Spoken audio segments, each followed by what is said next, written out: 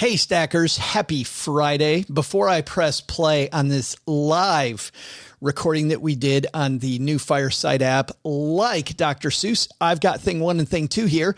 Thing one is, hey Nashville, we're coming to see you, Nashvilleites, Nashvilletes, Nashvillians. I have no idea. Stackers around Nashville. How about that? Come see us. We will be August 2nd. That's a Tuesday night, party night, 7 to 9 p.m. at the Bavarian Beer Haus.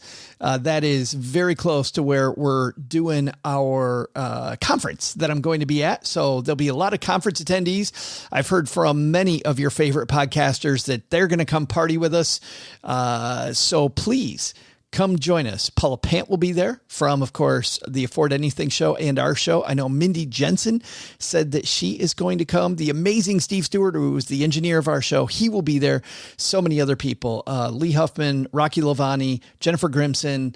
Man, we're going to have some fun, but hope you can come too. Please tell us you're coming so we make sure we have enough space. It is stackingbenjamins.com/Nashville, stackingbenjamins.com/Nashville, 7 to 9 p.m. All right. That's thing one. Thing number two is this. I heard from many of you that with these live shows on Fireside that our addition of a laugh track you don't like. And I want to be very clear. We did not insert a laugh track. The cool thing about this app, by the way, and the laughing is part of the app, and I'll explain that in a second, but the app is available, and I'm very happy with the fact that we're able to push the envelope a little bit and we can involve you on the Friday shows. But if you want to be there for the live recording of the shows, it's usually Monday at 5 p.m. Eastern, and it's on the Fireside app. Now, the bad news is it is now widely available, but only still on the App Store. Google, it's coming, but it ain't there yet. On the App Store, if you look for an app called Fireside, and there's many of them, look for the one that has a photo of Mark Cuban and Fallon Fedemy, who is the CEO. Mark Cuban is behind it. Fallon is the CEO. You'll see a photo of them. Click on that, download it, and you can play on Fireside. But they call the individual rooms auditoriums. And what's cool about it, when you get there, you've got these buttons and you can clap. So you press a button and it makes a clapping sound. You can make a clapping sound that sounds like you're very much clapping, like you're excited. The third thing you can do is you can laugh when we tell a joke. For us doing the podcast, I really liked it because being here in the basement, we never get that kind of feedback, right? But I've heard from enough of you that it is annoying hearing it later.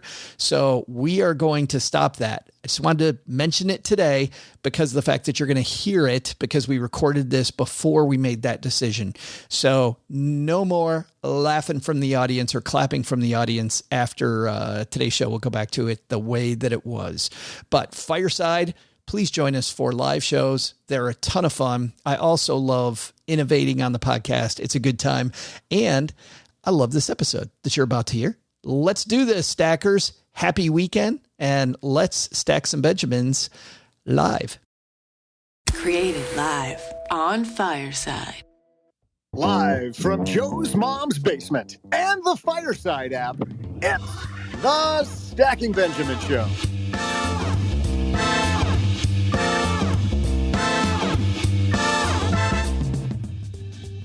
I'm Joe's mom's neighbor, Doug, and today we'll ask our roundtable and live audience what investing habits keep you broke. Joining us with tips to make you more investment savvy, we welcome from Simple Trader Pro, Rosetta Bryson.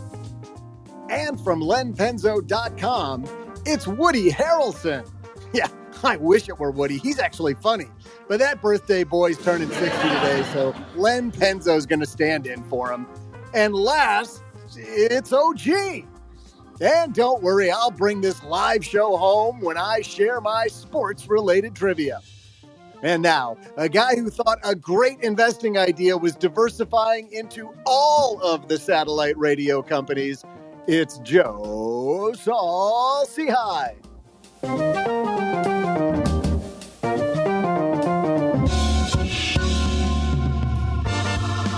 That might have been the most, the worst diversifying I ever did. I made a bunch of money in XM radio back in the day.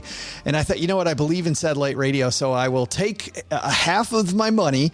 I will sell it to diversify, and I will buy another satellite radio company, Sirius. And then, of course, the two of them merged, and the stock has not done all that well since then. Hey, everybody. Welcome to the Stacky Benjamin Show. I'm Joe Saul-Sehy. As Doug said, Average Joe Money on Twitter. And Doug, your microphone is having some problems today, man. You got to maybe send it to bed early or give it some chicken noodle soup or something.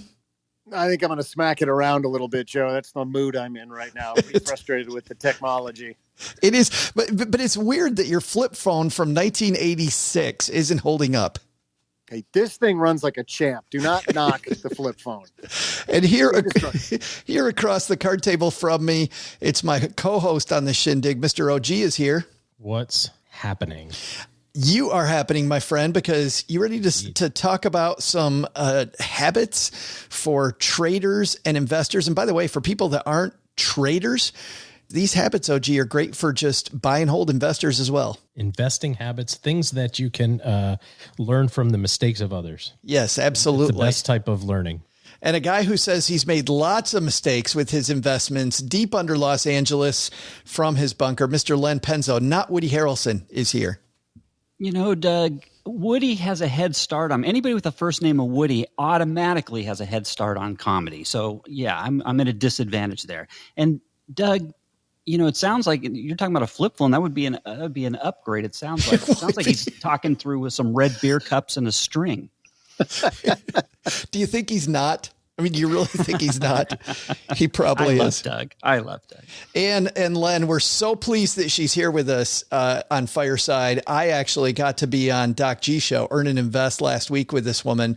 Coming to us from Simple Trader Pro, it's our new friend, Rosetta Bryson is here. So glad to be here with you all. I'm out of the hallway. I'm in the room. So that is fantastic. I'm so glad you're here. So tell everybody what I already know and about what you do about Simple Trader Pro. I invite people who have never traded before to trade, and I especially reach out to people who have never traded before, people of color, the people who've never had access to the room. We invite them in the room. We are the number one, and I will say it proudly, African-American owned trade company in the United States, and woman owned. And so we're pretty big. We're very good at what we do. We do everything that the big companies don't do, which is teach people how to really trade so that they don't lose their money. So they really are investors and traders, depending on what you want to do, so that they don't lose their money and they can set themselves up for a future. That's what we do. I am so happy that you're here with us, and I think we're going to have a lot of fun. We're going to talk about things for traders today, but also buy and hold investors. If you're just investing in index funds, I think there's a lot of stuff here, but for you as well, because what we find is behavior. Behavior is the win. And I'm sure, Rosetta, that's what you teach. It's got to be, right? Behavior wins or loses the day. Behavior is everything. And so if you monitor the data of how you trade, when you make the most money, we sort of tell you and can work with you to figure out how you do that. I think I shared with you last week, our artificial intelligence helps the traders know when they're trading emotionally, when they're, revenge trading, all that kind of stuff. So we put it to use and it works so that you do not keep making the same mistakes. That's great. We call our artificial intelligence here Doug. That's what we call it. So got a whole different thing. We got Rosetta here. We've got Doug here. We've got OG. We've got Len. We're going to talk trading. But first, well, there's nothing that relieves stress more when you have had a long day, you are completely fried, and you're thinking to yourself, maybe I'll just go out to dinner. But then you think about all those calories, all that money out of your wallet. And then you realize that you can eat healthy because you found Factor. Factor is ready in 2 minutes. Factor shops, preps, cooks, and delivers straight to your door. So you have more time for everything you love this spring. And you don't have to worry about eating healthy and going outside your budget because you've got the food sitting there in the fridge that you had pre-planned. What is Factor? Well, Factor has meals built around your goals, whether that's weight loss, overall nutrition, more protein, or GLP-1 support for strength and workout recovery. Check out Factor's Muscle Pro collection. Every meal's crafted with functional ingredients, lean proteins, colorful veggies, whole foods, and healthy fats. Factor bans 175 plus ingredients.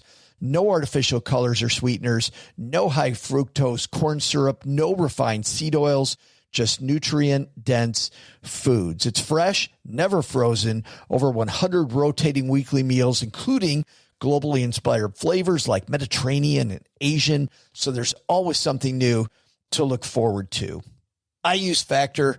I think you're going to love it too. Head to factormeals.com/SB50off, stackers, and use code SB50off, and you're going to get 50% off and free daily greens per box with new subscriptions only while supplies last until 9/27/2026.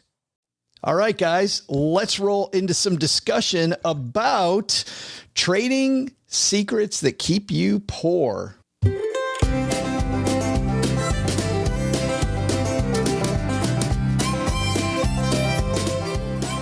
And I call them trading secrets because we're here live on Fireside and I can't operate the buttons. I'm still learning what the heck I'm doing. These are actually 6 trading habits, not secrets. I think a lot of people do these. This is on a website called tradingwithrainer.com.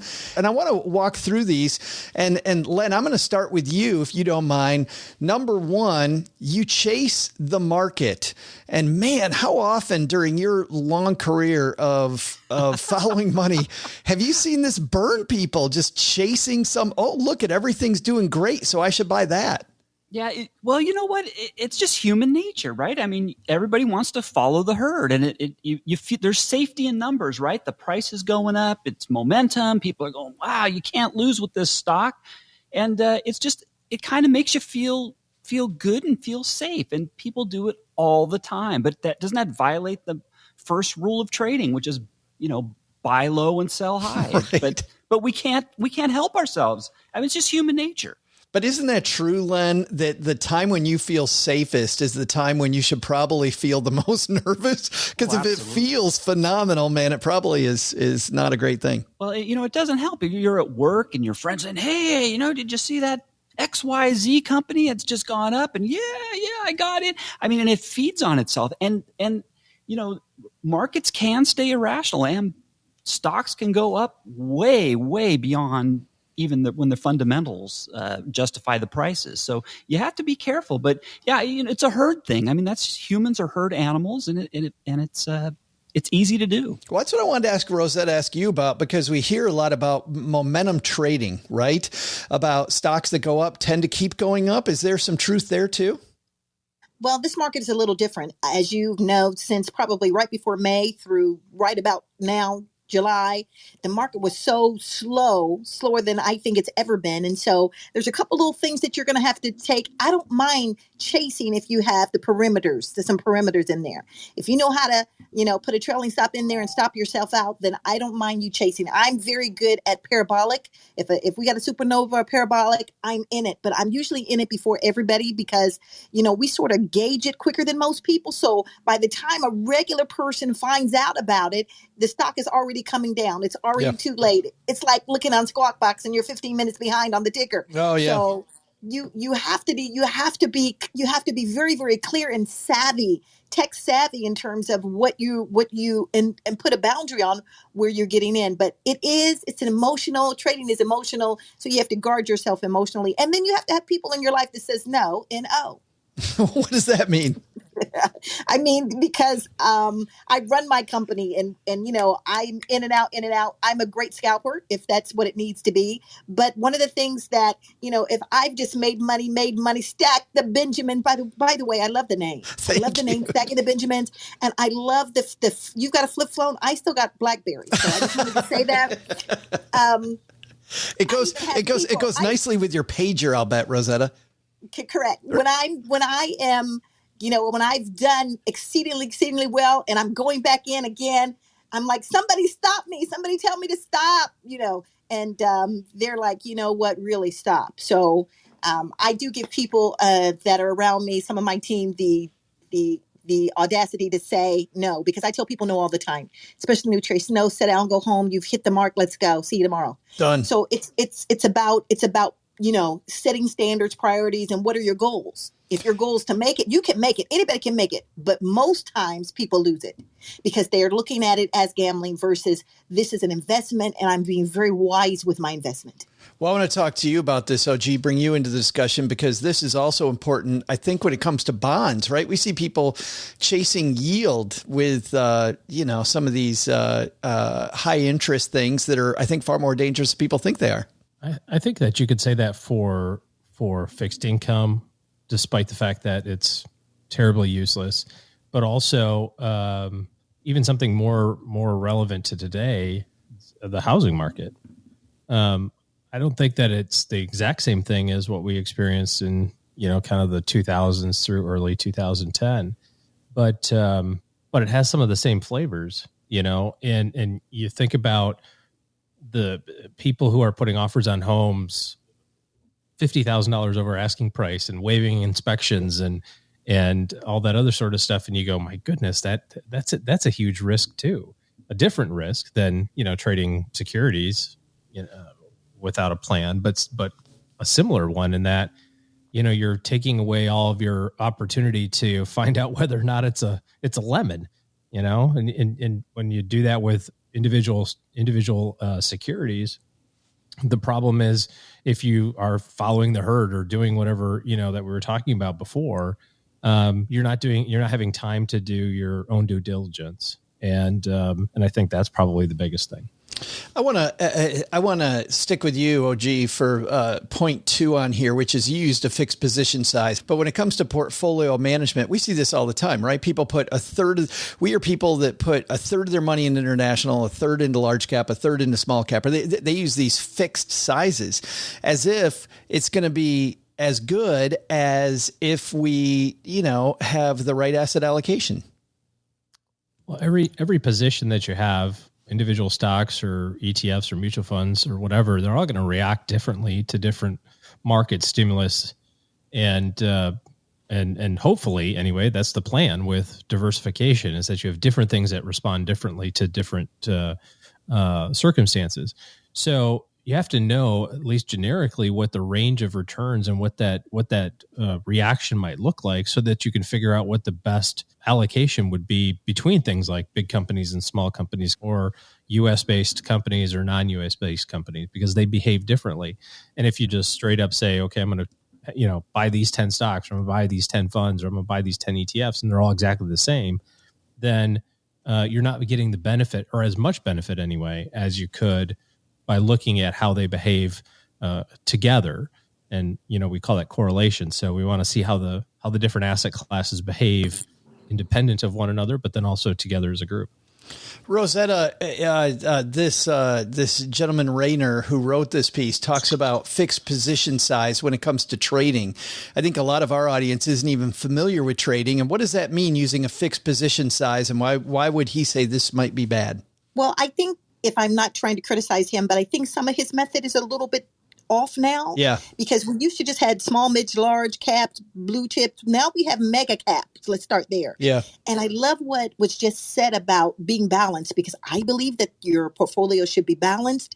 It should be diversified. There should be a little, there should be money. There should be stocks, tickers everywhere. I think that you should not just be in one category. I do think that's a strategy. If you're going to just, stick with one size to trade everything, I don't think it's a smart strategy. I teach traders, and traders get in and get out. So I don't think that would work necessarily for us. If you're doing long-term investments where it's an investment and you're sitting in it and it's working for you, I even now think that some of us who are just sort of have the capacity to sort of gauge the market, I think you're creating your own ETFs, what would be called your own ETFs. You're creating your own funds. And I think that gives you the ability not to be stuck in just one genre. Yeah. So, yeah.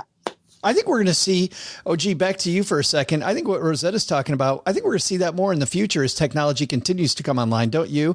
Where people are kind of modifying the ETFs a little bit and making their own. It's already happening. It obviously used to be at the professional level, like like Rosetta said, at the Wall Street level. And now I know that, investment firms can do it for their clients directly. And in the not too distant future, it'll be a lot easier for individual investors to do as well.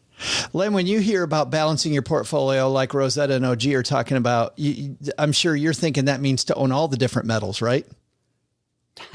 Well, that's true. You know what? I mean, you may be joking, but that's actually something you can do. And what you're making a point is you can diversify within groups. So you can diversify within the metals is a great example. I mean, you can just put it all, if you are into precious metals, you can put it all into gold, or you may want to diversify and put it into gold and silver. Maybe you want to really get out there and go into platinum, palladium, rhodium.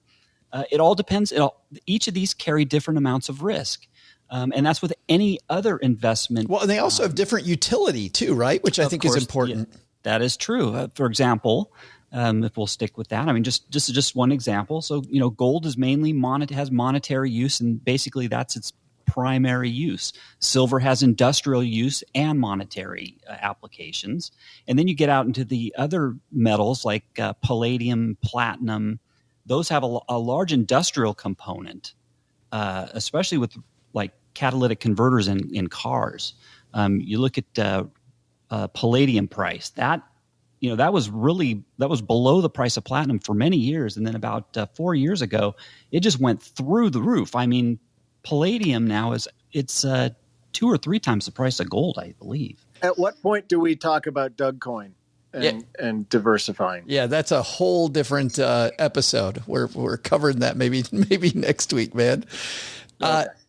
Len, when it comes to proper diversification, how have you done it with your portfolio? Well, you have long-term and you have long-term low risk and you have short-term high risk. And I tried and it changes with age, right? So as you're younger, you want to be taking more risk. You want to put more investments, or maybe you don't want to, but it might be beneficial to you you have the time to recover from any downturns in the market when you're young.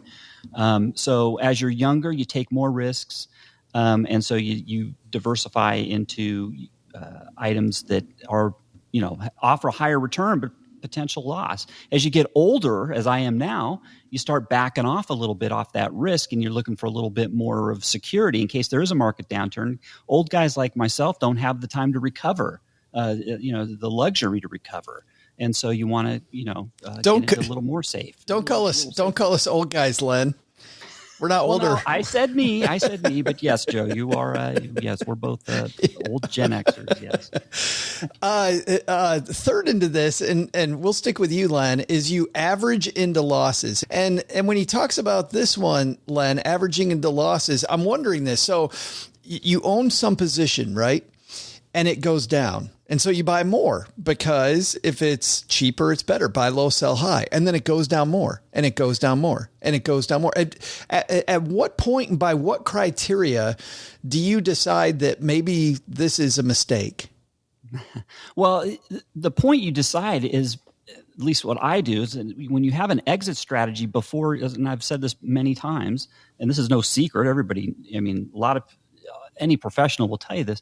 You should know when you buy the stock when you're going to exit your position, either to the upside or the downside. You don't buy without having a plan before you buy. If you're confident that why you're buying is for the right reason, or you get out. But again, you got to know ahead of time before you buy that stock. Rosetta, when you see a falling position, how do you decide when it's time to get out? My motto is take your money, go home. If you're green, take your money, go home. The reason why people feel like they need to is because they're not guarding their positions, number one. Number two, if you're so rich that you don't need to guard it and you can just, continue to add in. My thing for you then is to make sure that you are respectful of the trend.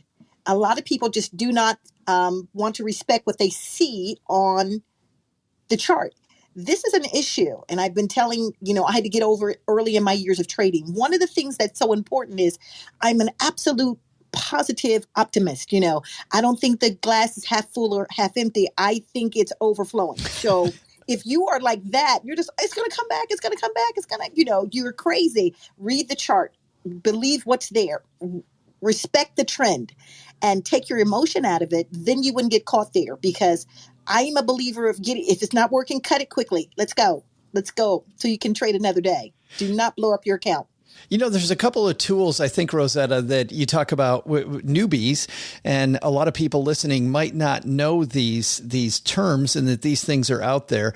I think what you're talking about guarding your position. Number one is you can place a limit order. And I think we people that are new enough to investing, they don't understand a limit order. And then I think the second thing you're talking about is setting stop losses, right? Could you, Yes. could you, if you're talking about those things, could you explain kind of how those work to people that may be brand new at this? Let's just say that you're brand new and you're getting into a trade, and the trade is, bullish, meaning it's going long. In that case, what you're going to have to do is you're going to already know where you want to get out. If it doesn't seem to slow enough, doesn't seem like it's going there, then, if it is going there, let me just say this: if it is going there, put a stop loss where you want to get out. Don't trust your hand or your emotion. I'm getting in at 25. If it gets to 27, I'm taking my money. Boom, put a stop loss at 27. You're out. But my favorite tool, and I think for new traders who can't afford for their accounts to be blown up, is what is called a trailing stop. When I first started, I started in commodities, not equities. Oh, boy. I used it. You were in a really risky place, Rosetta. Yes, but I loved it. I loved it. And I think it set me apart in terms of how I looked at things. But I lose that trailing stop. So it trailed me depending on, if I got in a trade, let's say that it's it's a bearish trade. I got in at 25 and it went to 25.50. If I had a, 1 cent, trailing stop, if it went back to 49, it stopped me out. I made my 49 cents. So then you're really not legitimately gambling. You can stop yourself out. Some of the best traders I know on the street I call Wall Street, but over here on the corner, some of my better traders over here on the corner who are millionaires and multimillionaires who defy the odds, they use the stop. Rosetta, that's just me. So the stop loss, I totally agree with the stop losses. Those are great to have. Just people have to remember that they're not guaranteed. Especially on a parabolic. They're things that are moving big, fast. Because you have a stop loss, it doesn't guarantee that you're going to get in or you're going to sell at the price you put that stop loss. If the stock gaps down the next day, sometimes a stock will close at say $100, and the next day there's been some bad sentiment overnight. It'll open up at say 80, and if you had that stop loss at 90, that's too bad. They're going to sell it for you at 80. So too bad, too sad. You're absolutely right. Yep. But you know what? If I may, gentlemen, I just call that's the cost of doing business. You already know that there's a cost of doing business in this particular industry. Know all the rules before you step in. Yep, and the risks, right? And you got to know the risks. Yep. Oh, gee, I'm wondering when it comes to having these long-term positions, they're talking about using stop losses. You like stop losses on your ETFs, or does that create problems for somebody who's a long-term buy and hold person? I don't think they're super necessary for that, because if you're a long-term buy and hold person, you're suggesting that your belief is that the market's going to go up over a long period of time. So what does it matter if it goes down in the short period of time? Especially if you're in like a diversified ETF, just trading with the market. Yeah, and if you're dollar cost averaging in and that sort of stuff, agree. I mean, there's no sense in complicating your life in that regard. If you're trading, if you're a trader, then absolutely you have to have like Rosetta said, you have to have both sides of the transaction covered. You have to be able to make money whether it's raining or sunny. And one of the things if I can interrupt, OG, I have some long-term positions. Not one of them has a stop loss on it, so I absolutely agree with you. I'll give one more thing that I do for my long-term stuff. I don't look at it. I mean, I'm defeating the purpose by looking at my positions frequently if it's a long term, and that goes for some things I'm holding long term that are really some long shot bets. They're small positions, but they're long shots, but I'm holding them for the long term. If I had checked on the price of those every day, I would have gotten out a long time ago. So if you truly know you're in it for the long term, don't check on it every day. You're going to drive yourself nuts. Hey, Unless it's your house. Yeah. I was going to say, unless it's your house, then I refresh Zillow every day. Right. Ching. Look, went up. Especially lately. Like, holy cow. we're making money hand over fist just here in the neighborhood. All right. It looks like Doug standing here behind me. Well, not really, because he's got his tin can that he's recording into today. How's the tin can coming, my friend? I think it sounds great on my end. My voice sounds just as mellifluous as it always does. So I don't, You ready to do some trivia? Let's do some. All right, here we go. Hey there, stackers. I'm Joe's mom's neighbor, Doug. I'll tell you how not to be broke. Combine two of my favorite things, animals and gambling. No, this isn't a Michael Vick thing. Just stick with me on this. Hear me out. Ever heard of betting on the ponies? Well, I looked up ponies, and it turns out you find them down at the petting zoo. Duh. So I drive over there, and there's just a bunch of kids running around and not a bookie in sight. Boom! There's my opening. Because up until this moment, if you wanted to gamble, pro sports has pretty much been your only option, am I right? So let's make that to today's trivia question. When was the first professional sports franchise that's still operating founded in the U.S.? I'll be back with your answer and my experience betting on the ponies in just a moment. Well, we do a trivia challenge every week here on the show, and it is between our three main contributors. Mr. Len Penzo is our three-time champ, but bad news for Len this year. If you're new to this story, Len has 8 points. OG, pulling further ahead last week, has 11. So, Len, while you're not here, OG pulling even further away. Yeah, this is getting ugly. Yeah. Ugly. And Rosetta, I've got some good news and some bad news for you, my friend. Would you like the good news first or the bad news?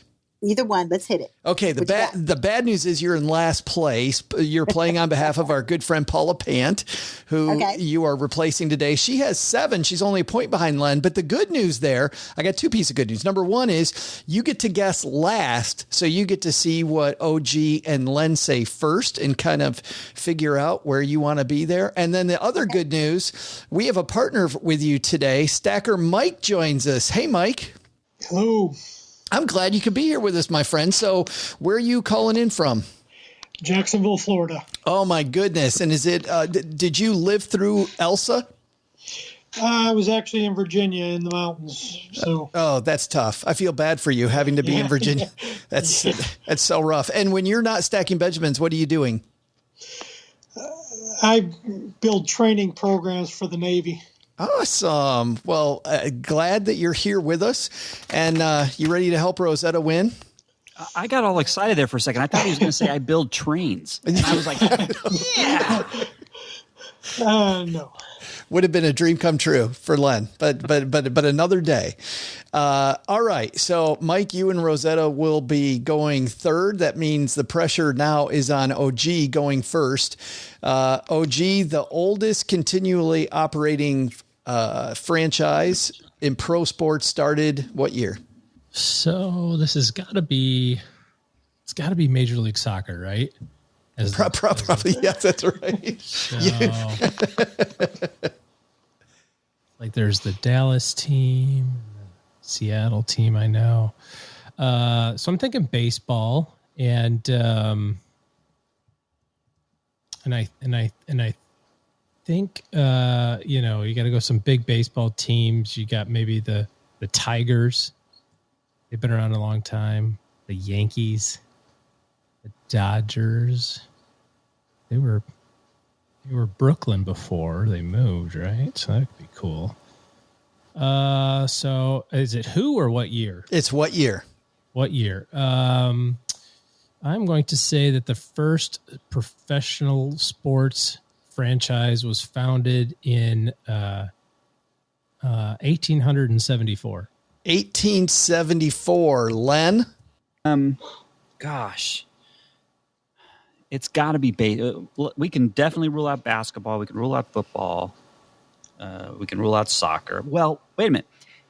Are you talking in the world or the United States? In the U.S. Yeah, he asked in the U.S. Okay, so it's baseball. Boy, that's a pretty good guess. OG. Let's see. Doubleday. I think it was during the Civil War he invented the game. What would you say, OG? 74? That's 1874? right. 1874. All right. So, gosh, do I dare go before that? Professional. No, I'm going to say 81. 1881. 1881. Rosetta and Mike. Rosetta, what's your first thought as you hear this? My first thought was that I need to either Google or see Alexa. not with all these big, huge prizes, right? But I will let Mike, my partner, go because I do have an answer.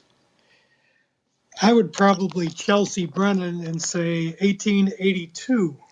So you're thinking it's later, Mike? I'm thinking so, but I'm not positive. I think it's 1869. Well, you think it's earlier? Yes. Yeah. Wow. So, Mike, what do you think? I say go with her because I don't have a clue. All right. She goes 1869, says Rosetta. Well, we would love to tell you who's right, but we don't play it that way. We will be right back. Well, running a small business, as you may know, like I do, it is super fun, but it can also be very tough. And when it's time to get a loan, it can feel impossible to find the lender that you actually trust. Big banks say no. The internet, well, that's full of sketchy offers with sky-high rates and fine print you can barely read. Whether you need help covering payroll, managing cash flow, or investing in growth, you deserve better. And that's why I recommend the small business marketplace Fundera, which is powered by NerdWallet. It's a free, easy-to-use platform. It lets you compare real financing offers from trusted lenders, and it's all in one place. And what I like is that you don't need perfect credit to get started. There's no spam. There's no bait and switch. Just personalized options that fit your business needs. Nothing I like better than a place that treats me the way that they would want to be treated. Using Fundera is a super way to quickly compare options and make your best funding move the way any great business owner would. Here's the best part, though. For a limited time, when you visit nerdwallet.com/SB and fill out the no obligation form, you're going to get VIP treatment and talk with a real person who knows all the ins and outs of small business lending. And you can tell them specifically what you're looking for. They can tell you specifically which options you should probably consider most. Don't risk your business on unreliable lenders. Go to nerdwallet.com/SB to learn more and find the funding you deserve. Fundera Inc., NMLS ID number 1240038. I had a breakfast mentoring meeting yesterday with a young woman who was just amazing. She is graduating from college with a degree in wealth management, and she reached out hoping for some pointers. And listen, if somebody's in Texarkana and wants to go into this beautiful field of personal finance and helping people get their money together, that is incredible. But even more incredible is how she reached out, how she was trying to network. And I was having a discussion that finding the right person and avoiding the wrong person for a role, that's what can make or break an organization. And we just don't see that many qualified people. So how do you find them? Well, Indeed sponsored jobs is a boost whenever you need to find quality talent. If you're hiring, Indeed is all you need. You can stop struggling to get your job post even seen on other sites. You'll match with quality candidates with Indeed's sponsored jobs. Get matched with and hire quality candidates who can drive the results you need. Reach candidates who meet your specific criteria like skills, certifications, or location. It drives me crazy when I'm matched with all kinds of people who aren't a fit. I don't have that kind of time. People are finding quality hires on Indeed right now. In the minute I've been talking to you, companies like yours made 27 hires on Indeed, according to Indeed data worldwide. Sponsored jobs posted directly on Indeed are 95% more likely to report a hire than non-sponsored jobs. Spend less time searching and more time actually interviewing candidates who check all the boxes. Less stress, less time, more results. When you need the right person to cut through the chaos, this is a job for Indeed sponsored job. And here's what's cool, Stackers. You're going to get $75 in sponsored job credit to help get your job the premium status it deserves at Indeed.com/podcast. Just go to Indeed.com/podcast right now and support Stacking Benjamins by saying you heard about Indeed right here at Stacking Benjamins. Indeed.com/podcast. Terms and conditions apply. Hiring, do it the right way with Indeed. OG, you kicked it off with 1874 and they surrounded you in a hurry, big guy. Yep, I could have said 1974 and they would have done that too. So who knows? And Len, 1881. The good news is with Rosetta kind of vetoing Mike and going the other way, you got all the upside. Well, I don't know. You know, Rosetta could be right. I think Doubleday invented the game during the Civil War, right? And that was ended in 65. Who knows? Who knows?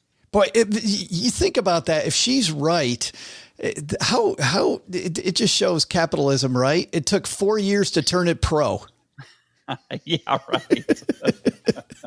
Like, let's make this thing professional. And Rosetta, 1869, which means if it was even earlier, if it only took them a year or two, you and Mike, you guys got it. If it was in 1550, you've got it. Whoop, whoop, Mike, let's go. All right, Mike, you feeling confident? I'm just guessing. All right. Well, here we go. No need to guess anymore because Doug's about to give us the answer. Doug? Hey there, Stackers. I'm Joe's mom's neighbor, Doug, and there I was at the petting zoo entertaining all of the hostage dads with my sports book. I mean, you know who these guys are, right? You can tell by the look on their face, somewhere between just shoot me and, wow, I've never seen a turtle that big before, when a couple of overbearing Karens start in on me. Wait, is overbearing Karens redundant? Anyway, they're hassling me with all these questions like, what are you up to? And I've never seen you around here before, and I'm calling the manager. So I try to explain to them I've got 5-1 odds on the always ornery Welsh pony bucking the red-headed kid before they make 3 circles around that little merry-go-round thing when one of them hits me in the shins with her umbrella. And now I realize what's going on. I'm getting the old-fashioned shakedown from the petting zoo mafia. After I paid out 3 of the dads when the red-headed kid hit the sawdust after just 2 circles, I took down my chalkboard, packed up, and got the hell out of Jim's petting zoo, mini golf, and taxidermy. What's the lesson there? If you're betting on the Shetlands, the Welshes, or the Highlands, do so at your own risk, people. All right, now let's see how our roundtable gambled on today's trivia. The question was, when was the first professional sports franchise that's still operating founded in the U.S.? Well, the longest continuously operating professional sports team is the Chicago Cubs, which began play in 1870 as an independent squad, then called the Chicago White Stockings. Now, the Cincinnati Reds are often miscited as being the oldest, as that team was organized in 1866 and became fully professional in 1869, but then they disbanded at the end of 1870. That makes our winners Rosetta and Mike, who guessed 1869. See ya! Nice job. So Rosetta goes to nailing it. What happened there, Rosetta? I cannot tell. Don't ask, don't tell. She's got no. She didn't just. The judges may have to investigate. Nah, I'm just hooking up the girl, girl power that's not here. and needed to get even for next week. I'm just doing my part. Yeah, sounds like maybe you've got Paula on speed dial. Yeah, girl power for the win, and Paula and Len now are tied. Mike, congratulations for being on the winning team. You got to feel good now that Rosetta decided, nope, she's chucking your answer. Yep, picked a good partner. Nice work. So thanks for playing, man. Congrats. Hey, the second half of this conversation about trading is brought to you by Magnify Money. Head to stackingbenjamins.com/Magnify Money. And you know what happens when you do that, Rosetta? When you go to stackingbenjamins.com/Magnify Money? Do tell. You've nice. Good work. You find that 92% of those products you use every day, like checking accounts, savings accounts, CDs that you'll use for your everyday banking, maybe not the best in class because there's so many online banks out there. And what Magnify Money does is pairs over 92% of them against each other, ranks them head to head. So head to stackingbenjamins.com/Magnify Money. So next on this list is you hesitate to cut your loss. And Rosetta, we'll go back to you on this one. I think that must be why you have the stop loss, right? So that you don't hesitate, because you'll see people, I'm sure you see people all the time, Rosetta, that think that this is going to go back up. So I should probably just keep it. Correct. You know what? That's an ill-informed trader. They already didn't have their price target to begin with. You have to already know where you're going. And the problem is people follow people, which is crazy. But in order to do that and make money, you have to be able to read the chart before you on your own without somebody else gauging you, because everything is so tech heavy, meaning the charts are there for you. The scanners are there for you. No one's doing the work and they can't read anything for themselves. So they're guessing. And so you may win a few times, but chances are you're going to, it's going to drop. So know for yourself what moves you're making before you get in. That's number one. And I believe in being fully educated before you make a move. Yeah. Do your homework ahead of time. All due diligence. OG, when do you see with long-term investors, this gets them into trouble? Not knowing when to run. Yeah. Not knowing when to hold them, when to fold them. There's like a song about that. You should make a song about that. Doug should sing us that song. That's what he should do. Don't tempt me. Go ahead. Do it. It depends on the type of investing that you're doing, right? If it's a long-term diversified portfolio, then it's just temporary. When you have individual equities, and this is one of the downsides of having individual positions, is that there is a chance that all of a sudden whoever they is, decides that, Apple's not a great company anymore. And we all look at that and we just say, well, that'll never happen. Apple's a huge company, but that's what they said, 30 years ago with General Electric and, Ford and General Motors or whomever. But, if you have individual positions, you have to have an idea of, from a due diligence standpoint, like Rosetta said, like what's going on in the company? Are we on the way up? Or are we flat, or what? Like what's happening? And what do they say? Don't try to catch a falling knife. Yeah. I mean, sometimes you just have to. I like that cost of doing business thing that Rosetta said. I thought that was pretty cool. That's sometimes the cost of doing business. You're not going to win everything. Yeah. I think that's the time, OG, at least when I was a financial planner, that was the time I saw people hesitate, was when you had a concentrated position, you were in love with it, right? Maybe it's a company that you worked for and somebody's telling you should diversify this because you got too much money in it. And then I feel like that's when I saw people hesitate more than any other time. Yeah. And when you have that concentrated position, that's where it gets you in trouble because, you say, well, I don't want to sell this stock because then I'm going to have to pay $200,000 in taxes. It's like, but that means you made $1 million. Like that's the cost of doing business sometimes. You know what I mean? Like you have to pay your taxes. I'm sorry that you didn't do this before. You should be so happy that you made $1 million. Like, oh, woe is you. Len, I have something OG kind of brought up that sometimes I struggle with. It's like, whether you have a long-term gain or a short-term capital gain, right? It's like, gosh, if I sell it now, I'm going to get, say it goes up really fast in a short amount of time. Do I ride that baby and so I can, take advantage of the long-term gain, or do I sell now? And I mean, that to me is that's always a tough one for me. Maybe Rosetta can tell me, how she handles that. Bird in the hand. A bird in the hand. Get your money. Take your money, Len. Take the money. Get the money. So you should never worry about that. At the table, there'll be time enough to count All it. right. Well, that's fair. That's Doug wouldn't do it. Rosetta would, though. She took the bait. Len, I think it depends on summer's evening. Yeah. On the train. Oh boy.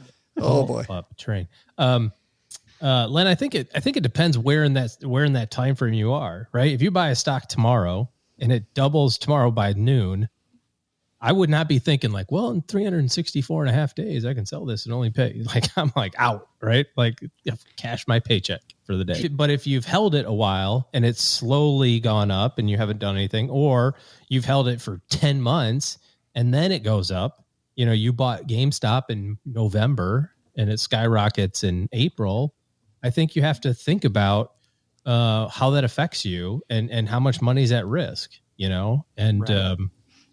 There's no rule that says you have to sell everything. You can sell some, and, there's all sorts of different things, but yeah. I like, my friends call me cash. I like cash.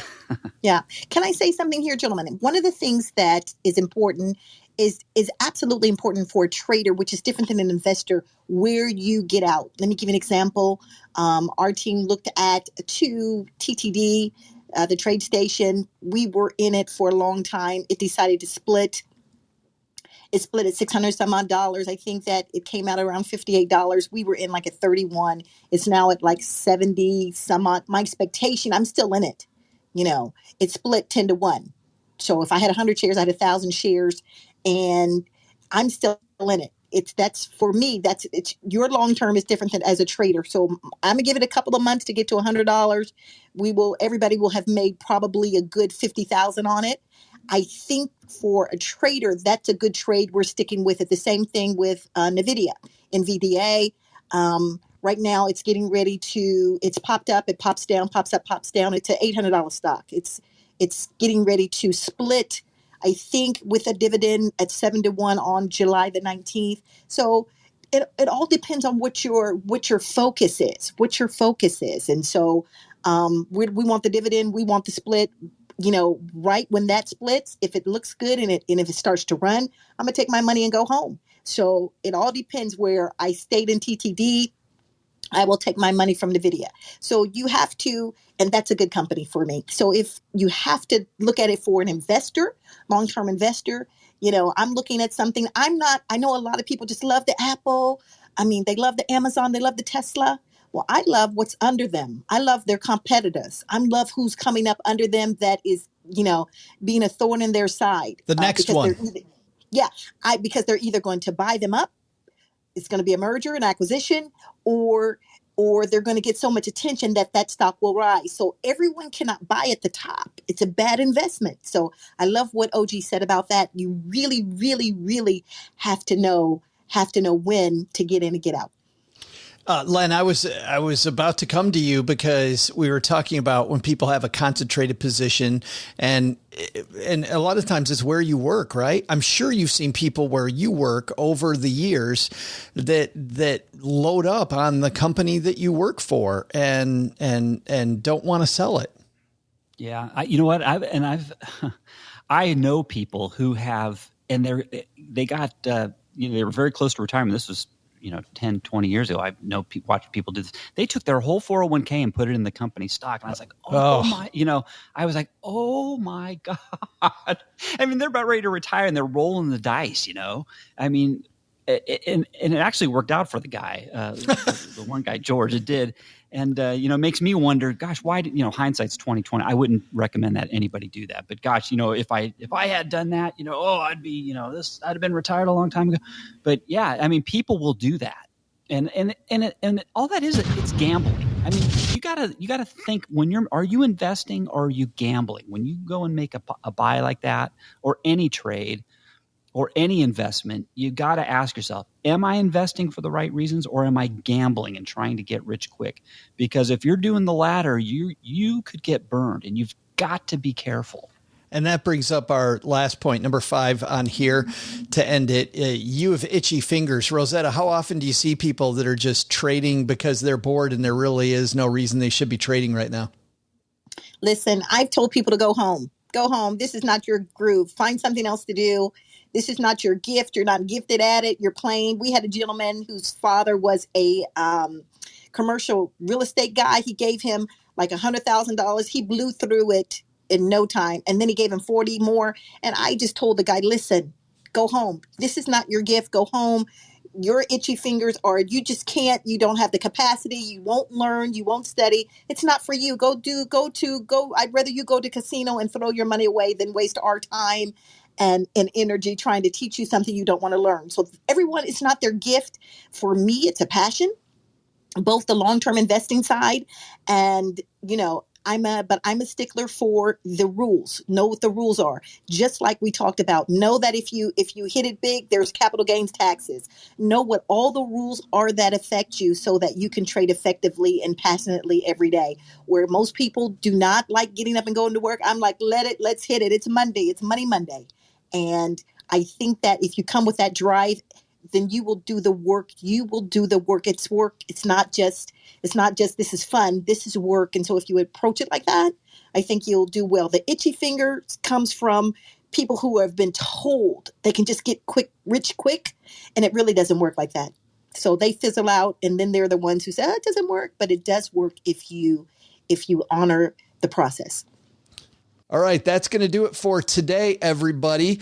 Let's find out what's going on where you guys work, and we're going to have our guest of honor go last. OG, what's going on with you this weekend, my friend? Just another summer weekend in the OG household. Next week is my middle kid's birthday. So going on next week, but just a quiet weekend after a month of travel. Happy to be home. Party at the OG house, though. Will there be cake? There will be cake. The cake is a lie. Oh, the cake is a lie. It was such a good video game. Len Penzo, what's going on at lenpenzo.com? Well, I go over this week things that you can find in nature. I mean, there are things out there, just out there in your backyard. If you find it, and I'm not talking gold, and I'm not talking silver, just laying in your backyard, growing naturally, that could make you 6 figures. Oh, or more. Is that what you say, Len? I'm sorry, officer. This was growing naturally. I don't know how it made me 6 figures. Well, what do you grow? 6 figures? I don't. Well, that's pretty good. Things that grow naturally that make you 6 figures in your backyard. That's a lot of chrysanthemums. Natural things out there that just look around and could make you rich. 5 of them. Oh boy. At lenpenzo.com. It's always an adventure at lenpenzo.com. Rosetta, thanks a ton for hanging out with us. I'm so happy that I got to know you a little bit last week, and man, you knocked it out of the park for us this week. To all the gentlemen that were on, Len, Josh, Doug, Joe, I want you to know I just had a ball today, but let me answer a question real quickly, if I may. Yeah. I grew up in Kansas City, Missouri, home of the Negro baseball team. I worked there in the summer on a road called Swope Park. I remember that date because the Negro baseball teams were formed around the same time. And so I just wanted to tell you how I really got the answer. I just took a guess based on the first gentleman's guess. I figured that it would be lower. So I just remembered that. That's where I grew up. You just never know what's spontaneous is going to come up. But I think that that's where I grew up. And just so you know, I'm not a real baseball fan. I'm a basketball fan. But that Negro baseball whole museum, everything just got bought up by Major League Baseball. they're considering it part of baseball. So just very glad about that. I thought that was it. And by the way, when we did a live show in Kansas City, we had the president of the Negro League Museum on the show that opened for us. What is his name? A wonderful gentleman. And I know he's got a new podcast out too, all about stories from the Negro Leagues. And some of the stories he told us live at the comedy club that night were just amazing. Just some amazing stories, but how nobody knew really how old Satchel Paige was. And about a catcher, there was this guy that was a catcher, and he not only caught the first game in a doubleheader, he then went out and pitched the second game and pitched a no-hitter in the second game. It was crazy. I'm just glad they're being honored. Isn't that great? It is so absolutely cool. Well, let's talk about what you're doing. How can people find you, and what's going on at Simple Trader Pro? Simple Trader Pro, again, we've become the biggest trade house because we're very, very, very good at it, teaching people from nothing to something in 60 days, including how to do technical analysis, how to read the charts, how to run themselves, execute trades. And so I'm very happy about that. All of the sudden, we're getting, because we're great, we are getting offers from EVs and angel investors. And so I'm asking you all, if you know anything about that, please give me a personal call so that I can vet these people properly, because it looks like we're growing the company, and we are looking to, I look to within the next 12 to, I'm going to say 18 months, it would be my dream for Temple Trader Pro to do a SPAC or go public. So that's so exciting. Yeah. That's so great. But man, I don't envy you right now, Rosetta. You're going to end up like Len and I, bald as all get out. It's crazy. And we will link to Simple Trader Pro on our show notes page at stackingbenjamins.com. All right. That is going to do it for today. Doug, man, you've got it from here. What should we have learned today? I'll tell you what we should have learned today, Joe. First, take a lesson from our roundtable. Want to be wealthy? Whether you're a trader or a buy and hold investor, the rules are very much the same. For the millionth time, people, create a plan and stick to it. How many times do we have to tell you? Second, if you're old like Len, you won't have time to recover from market downturns, so diversify now. But the big lesson? Turns out those overbearing Karens in the mafia at the petting zoo, turns out they're just local volunteers, but they were kind of like big, scary-looking volunteers. You can see how I got confused. To learn more about our guests and for more resources, you can head to our show notes page at stackingbenjamins.com. To see what Rosetta's doing, just head on over to simpletraderpro.com. And to read the latest from Len Penzo and what he's got growing in his backyard, head over to lenpenzo.com.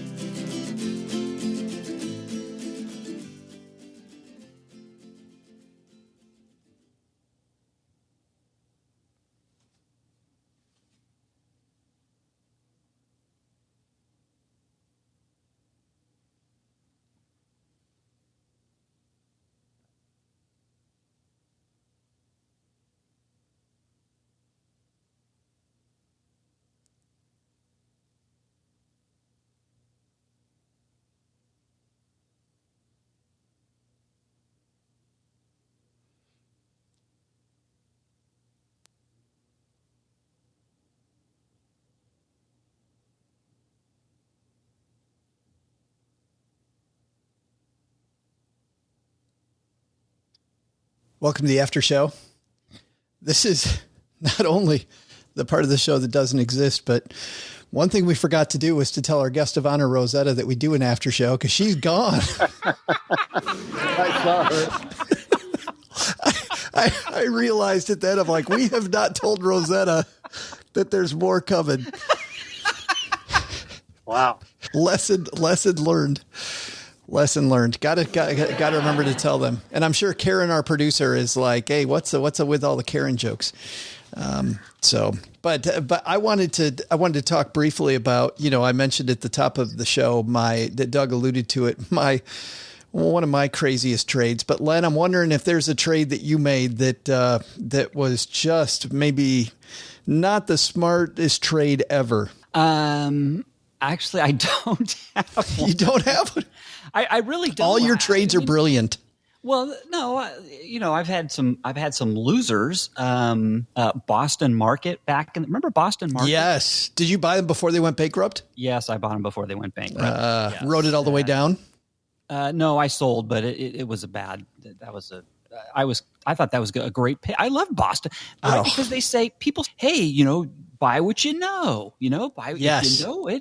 It's and I love Boston Market, so I bought some Boston Market, and boy, for some reason I can't remember what happened. I mean, they went bankrupt, but I don't remember why. I guess I can blame myself for not researching the company good enough. But it was just the buy what you know, and I loved Boston Market, so I bought some Boston Market stock. And they still have one. They still have one in Grosse Pointe by Michigan, by my sister-in-law and brother-in-law's house. And I went there while we were living in Michigan, and we took our nieces. And I still love that place, Len. Oh, I do too. There's none around at all, right? Except for the one. I don't know. There's one in Grosse Pointe. I don't know how many more there. Does anybody know if there's more than that one? OG, you got a fun one, a trade where you went, yeah, probably shouldn't have. Besides trying to scalp the what was it, the Hamilton tickets? Yeah, I was gonna say that's probably the best one is buying double Hamilton tickets because I'm going to show them. I'm going to buy up the theater. I distinctly remember the first time that I found out that when you hit refresh on your computer a million times to buy a stock that's IPOing that day and you get it like that second, that's not really an IPO. Because I was like, how did I get it at 15? Yeah. When they said it IPO'd at 10. Yeah.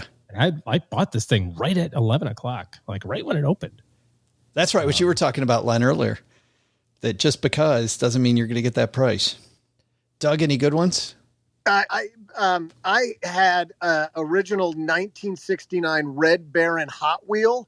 It's now worth $3,500, and I traded it for a bag of Cheetos at lunch one day to some jerk named Steve. Did you really? About that? Did you really? I actually did. Oh, I actually did. You dog.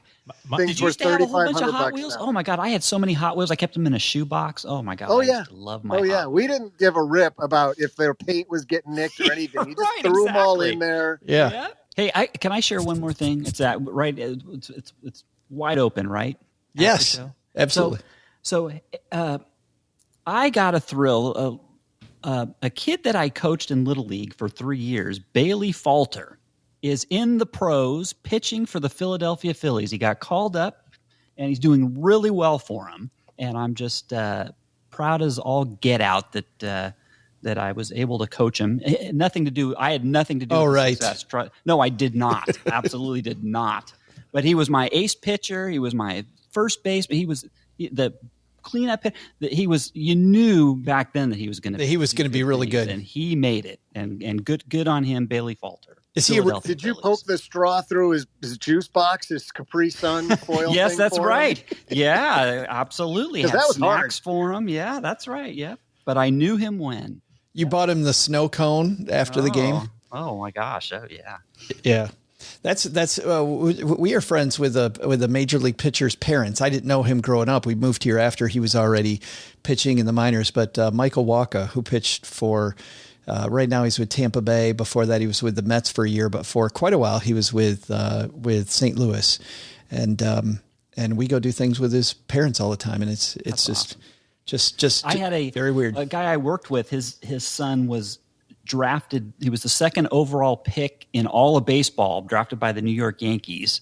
But he didn't pan out at all. He ended up didn't even make it to the major league. So, it's a crapshoot. It is tough, man. Like winning the I lottery. never made it either, Len. Yeah. So it's not. Yeah. It is possible not to make it. Yeah. OG decided not even to try because he knew that it was going to be a crapshoot. Way better to be a suburban-based financial planner. I've read some books about guys going through the minor leagues. I can't imagine wanting that life. How much you'd have to want to play professional ball to deal with that for 3, 4, 5 years just sounds awful. the whole circuit of what your life is like living in the minor leagues. Once you even get into low A ball, you're making No money. Oh yeah. no money, literally That's no right. money, like Yeah. not even half of minimum wage. You're sleeping on people's floors and, eating ramen noodles at best. That's a great day if you get ramen. It's pretty rough. How different is that than what you do with us right now? Yeah, but I got all the bennies. I got all the bennies here.